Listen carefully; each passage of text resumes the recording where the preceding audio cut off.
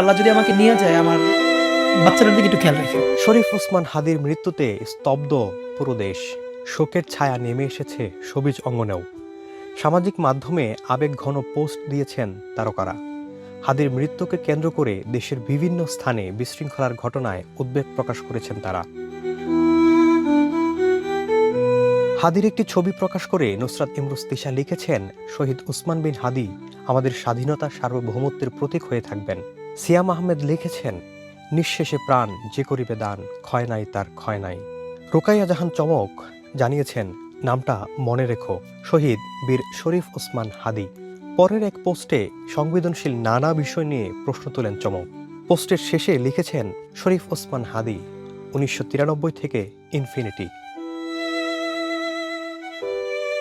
Model অভিনেত্রী পিয়া জান্নাতুল হাদির পরিবারের প্রতি সমবেদনা জানিয়ে লিখেছেন, আল্লাহ যেন তাকে জান্নাতের সর্বোচ্চ মাকাম দান করেন, আর তার শোকাহত পরিবারকে, বিশেষ করে তার ছোট্ট বাচ্চাকে ধৈর্য, শক্তি আর সান্ত্বনা দেন। আরশ খান লিখেছেন, একটা একটা করে নিভে যাওয়া বাতিকে যে যাই পরিচয় দাও, সবাই দেশের অংশ ছিল। একদিন জিতে যাবে ক্ষমতা, কিন্তু দেখবে পৃথিবীটাই থেমে গেল। অভিনেতা নাসিরউদ্দিন খান হাদির পরিবারের প্রতি সমবেদনা জানিয়ে দেশের রাজনৈতিক অস্থিরতা কাটিয়ে শান্তি কামনা করেন।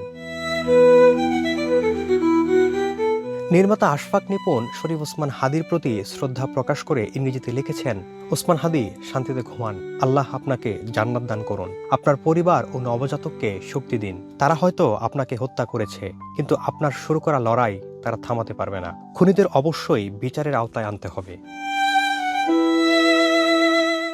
অন্যদিকে শরীফ ওসমান হাদির মৃত্যুকে কেন্দ্র করে দেশের বিভিন্ন স্থানে ভাঙচুর, অগ্নিসংযোগের ঘটনা ঘটছে।